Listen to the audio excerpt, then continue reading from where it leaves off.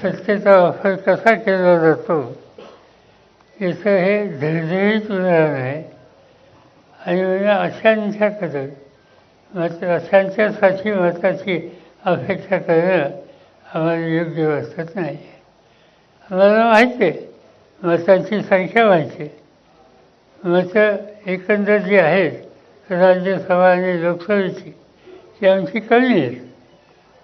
त्यामुळे त्याच्या निर्णयाची चिंता आम्हाला नाही. पण तत्व म्हणून सुद्धा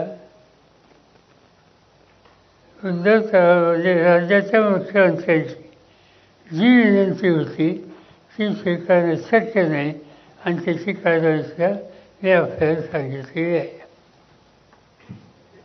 ठीक आहे.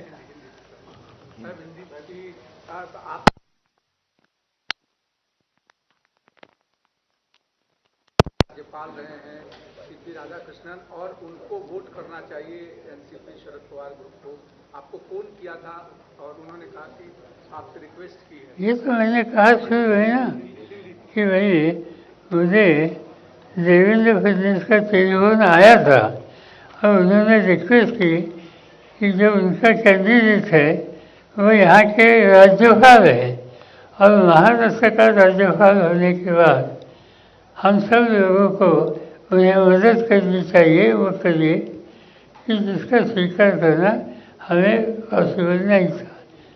उद्धव साहेबांचं काय झालं? उद्धव साहेबांनी काय सांगितलं? तुमचं काय बोलणं झालं का? मला संजय राऊतांनी सांगितलं आमच्या चर्चा झाली नाही म्हणून निर्णय घेतला. हे आमचा त्यांचा निर्णय एकच आहे. उपराष्ट्रपती पदाच्या निवडणुकीमध्ये मतदान जे आहे ते गोपनीय गुप्तता आहे. तर अशा वेळेस एनडीएकडे आवश्यक संख्याबळ आहे, तरी तुम्हाला असं वाटतं का की गुप्त मतदान असल्यामुळे तुमच्या उमेदवारांचे विजयाचे किती चान्सेस आहेत? मतांची संख्या जर बघितली राज्यसभा लोकसभा तर ती आमच्यापेक्षा त्यांची जास्त आहे. त्यामुळे बाकीचे उद्योग आम्ही काही करत बसणार नाही आणि त्या चौकशीच्या बाहेर जाणार नाही. आमची जी मतं आहेत ती आमची ठरलेली मतं जी आम्ही द्यायचा निर्णय घेतला त्यांना पडतील. दुसरीकडचं काय होईल हे त्यांचं त्यांनी बघावं.